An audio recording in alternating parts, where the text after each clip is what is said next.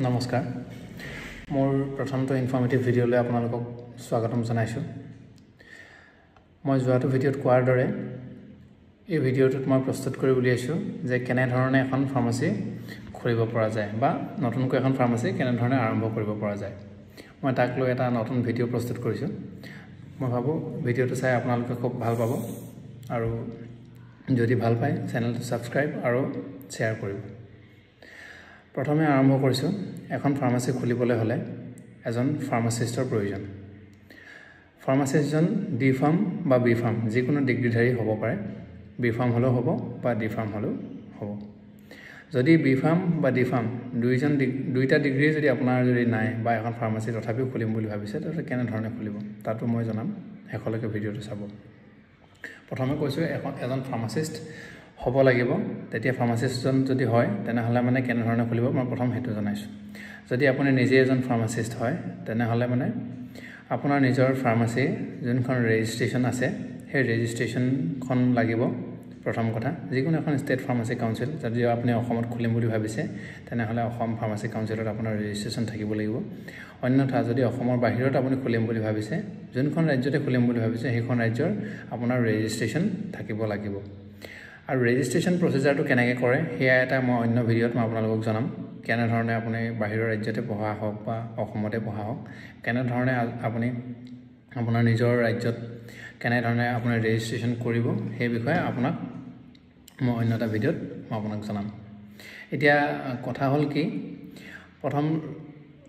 pharmacy এখন খুলিবলগীয়া হ'লে প্ৰথম কি বস্তু আমি ধ্যান দিব লাগিব প্ৰথম কথা হ'ল মই আপোনাক এক নাম্বাৰ ওয়াইজ কৰি যাওঁ মই আপোনালোকক ক'বলৈ সুবিধা হোৱাকৈ মই কেইটামান পইণ্ট মই নিজে বনাই লৈছোঁ যাতে আপোনালোকক কওঁতে যাতে থাকি নাযায় যিকোনো আপোনালোকে পিছত যাতে চাই পিনে সেইখিনি উপকৃত হয় মই তাৰ বাবে পইণ্ট ওয়াইজ লিখি লৈছোঁ প্ৰথম হ'ল কি ফাৰ্মাচিষ্টজন নিজৰ ৰেজিষ্ট্ৰেচন হ'ব লাগিব ৰেজিষ্টাৰ্ড হ'ব লাগিব ষ্টেট ফাৰ্মাচী কাউন্সিলত আমাৰ অসমৰ কাৰণে মই কৈছোঁ যেতিয়া অসম ফাৰ্মাচী কাউন্সিলত আপোনাৰ প্ৰথম ৰেজিষ্ট্ৰেচন থাকিব লাগিব প্ৰথম কথা দ্বিতীয় কথা হ'ল কি আপুনি এখন ফাৰ্মাচী খুলিবলগীয়া হ'লে আপোনাক এটা ৰুমৰ প্ৰয়োজন হ'ব ৰুমটো মিনিমাম ৰিকুৱাৰ্ড হ'ল 120 স্কয়াৰ ফিট হ'ব লাগিব 10-12 হ'ব লাগিব মানে 120 স্কয়াৰ ফিট বহুতে কি কৰে এখন ফাৰ্মাচী খুলিব বিচাৰে কিন্তু ৰুমৰ সাইজটো কিমান হ'ব লাগে হেয়া নাজানে তাৰ ফলত পাছত কি হয় ৰেজিষ্ট্ৰেচন প্ৰসিজাৰত এপ্লাই কৰাৰ পাছত সেই এপ্লিকেশন কেনসেল হয় কাৰণ 120 স্কয়াৰ ফিট এটা ৰুম মিনিমাম দৰকাৰ এতিয়া দ্বিতীয় পইণ্টলৈ আহিছোঁ ৰুমটো ঠিক হ'ল ৰুম লোৱাৰ পাছত ৰুম এগ্ৰিমেণ্ট যিজন মালিকৰ পৰা আপুনি ৰুমটো লৈছে সেই ৰুমটো আপুনি এগ্ৰিমেণ্ট কৰি ল'ব লাগিব মই ইমানটো সাইজৰ ৰুমটো আপোনাৰ পৰা মই ইমানৰ পৰা ইমানটো ৰুম এগ্ৰিমেণ্টখন আপুনি ল'ব লাগিব দ্বিতীয় কথাটো হ'ল কি ৰুম এগ্ৰিমেণ্টটো লওঁতে আপোনাৰ ৰুমটো সাইজটো লিখি তাত মেনশ্যন কৰিলে আপুনি যদি তাতে ফাৰ্মাচীখনৰ লগতে যদি ডক্টৰ চেম্বাৰ বহাম বুলি ভাবিছে বা লেবৰেটৰী বহাম বুলি ভাবিছে তেনেহলে 120 স্কয়াৰ ফিটৰ বাহিৰত আপোনাৰ হ'ব লাগিব ফাৰ্মাচীখন ঠেক কৰি 120 স্কয়াৰ ফিটটো কম কৰি ফাৰ্মাচীখন ঠেক কৰি যদি আপুনি লেব অন্যথা আপোনাৰ ডক্টৰ চেম্বাৰ বহাম বুলি ভাবিছে তেনেহলে মানে আপুনি নোৱাৰিব 120 স্কয়াৰ ফিট ফাৰ্মাচীখন থাকিবই লাগিব এটো মেন্ডেটৰী তৃতীয় কথাটো হ'ল কি ৰুম এগ্ৰিমেণ্টত মেনশ্যন থাকিব লাগিব ডাগ নম্বৰ আৰু পটা নম্বৰ এই দুইটা বস্তু মেনশ্যন থাকিব লাগিব আপোনাৰ ৰুম এগ্ৰিমেণ্টত এতিয়া তৃতীয় কথাটোলৈ আহিছোঁ তৃতীয় নম্বৰটো আপোনাৰ ৰেফ্ৰিজাৰেটৰ এখন ইনভয়েস লাগিব এখন ফাৰ্মাচী খুলিবৰ বাবে কিয়নো বিভিন্ন ধৰণৰ মেডিচিন থাকে ইনসুলিন হৈ গ'ল আপোনাৰ টিটি ইনজেকশন হৈ গ'ল টিটেনাছ বেজি ইনজেকশন বিলাক হৈ গ'ল এইবিলাক বেজি আপোনালোকৰ ৰেফ্ৰিজাৰেটৰ এটা মিনিমাম টেম্পাৰেচাৰ মেইনটেইন কৰি ৰাখিব লাগিব এটো নিয়ম আছে তো সেইভাবে ৰেফ্ৰিজাৰেটৰ বিলখন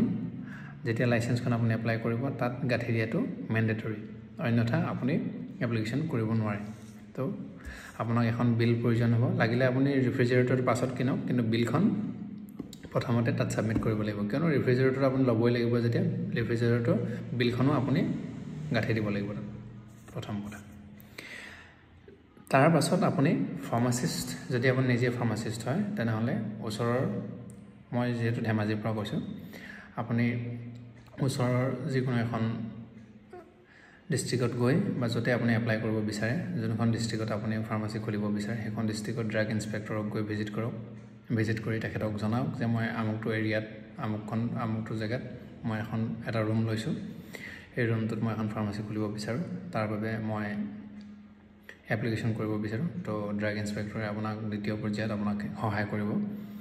কেনেধৰণৰ আপোনাক কেনেকৈ কি কৰিব লাগে বাকী ড্ৰাগ ইনস্পেক্টৰে আপোনাক সম্পূৰ্ণ কথাবিলাক বুজাই দিব এতিয়া কথা হ'ল কি ড্ৰাগ ইনস্পেক্টৰৰ ওচৰত আপুনি যোৱাৰ পিছত কি ডকুমেণ্টছ আপোনাৰ প্ৰয়োজন হ'ব যাওঁতে কি ডকুমেণ্টছৰ প্ৰয়োজন হ'ব প্ৰথম আপুনি যে ষ্টেট ফাৰ্মাচী কাউন্সিলত এজন ৰেজিষ্টাৰ্ড ফাৰ্মাচিষ্ট তেনে এখন কোড এফিডেভিট পেপাৰ আপুনি বনাব লাগিব আপুনি নিজে এজন ফাৰ্মাচিষ্ট মই সেইখন ফাৰ্মাচীত সম্পূৰ্ণ সময় দিম মই আৰু প্ৰাইভেট চাকৰি বা গভৰ্ণমেণ্ট যিকোনো চাকৰি মই কৰা নাই মই অকল সেইখন ফাৰ্মাচীতে সময় দিম এনেধৰণৰ এখন কোড এফিডেভিট আপুনি গাঁঠি দিব লাগিব দ্বিতীয়তে আপুনি যদি এজন ফাৰ্মাচিষ্ট নহয় বা আপুনি ফাৰ্মাচী তথাপিও খুলিব বিচাৰে তেনেহ'লে আপুনি যিকোনো ডিগ্ৰীধাৰী এজন B.Pharm বা D.Pharm ডিগ্ৰীধাৰী এজনক আপোনাৰ ফাৰ্মাচীত এজ এ ফাৰ্মাচিষ্ট হিচাপে এপইণ্টমেণ্ট দিব লাগিব তেতিয়া আপুনি এখন ফাৰ্মাচী খুলিব পাৰিব এতিয়া ৰুম চাইজ হৈ গ'ল ডকুমেণ্টেশ্যন আপোনাৰ হৈ গ'ল তৃতীয়তে আপুনি এপ্লিকেশ্যন কৰিবৰ বাবে আপুনি ড্ৰাগ ইনস্পেক্টৰৰ ওচৰত গ'ল তাৰপিছত আপোনাৰ প্ৰয়োজন হ'ব ফাৰ্নিচাৰৰ কাম কেনেধৰণে আপুনি ফাৰ্নিচাৰ কাম আৰম্ভ কৰিব এখন ফাৰ্মাচী খুলিবলগীয়া হ'লে ফাৰ্মাচীৰ ৰুমৰ চাইজৰ অনুসৰি আপুনি নিজৰ সুবিধাৰ্থে আপুনি ফাৰ্নিচাৰবিলাক বনাব পাৰে কিন্তু ফাৰ্নিচাৰ বনাই শেষ হোৱাৰ পাছত আপুনি যেতিয়া লাইট লগাব লাইটবিলাক হোৱাইট কালাৰ হ'ব লাগিব সেইটো মেণ্ডেটৰী হোৱাইট কালাৰ লাইট লগাব লাগিব আৰু যাতে আপোনাৰ আজিকালি কি হয় ফাৰ্মাচীখন খোলাৰ পাছত আপোনাৰ প্ৰথম ইনভেণ্টৰী কিছুমান লাগে ধৰি লওক আপোনাৰ আজিকালি বিল দিবলগীয়া হ'লে হাতে লেখা অসুবিধা হয় যিহেতু সেইকাৰণে এটা লেপটপৰ মিনিমাম প্ৰয়োজন এটা থাকে তো লেপটপ এটা আৰু প্ৰিণ্টাৰ এটা প্ৰয়োজন আৰু আজিকালি বিভিন্ন ধৰণৰ ছফ্টৱেৰ সৰল বা মাৰ্ক তেনেধৰণৰ ছফ্টৱেৰ আজিকালি এভেইলেবল মাৰ্কেটত তো যিকোনো এটা ছফ্টৱেৰ আপোনাৰ সুবিধাৰ্থে লগাই ল'ব লাগিব আৰু GST দিবলৈও যাতে সুবিধা হয় পাছলৈ